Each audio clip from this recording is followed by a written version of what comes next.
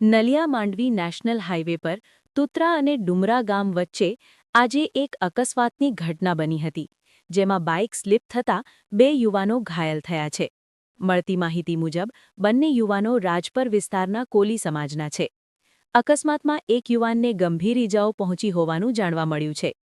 તાત્કાલિક 108 એમ્બ્યુલન્સની મદદથી બંને ઘાયલોને માંડવી સિવિલ હોસ્પિટલ ખાતે સારવાર માટે ખસેડવામાં આવ્યા છે.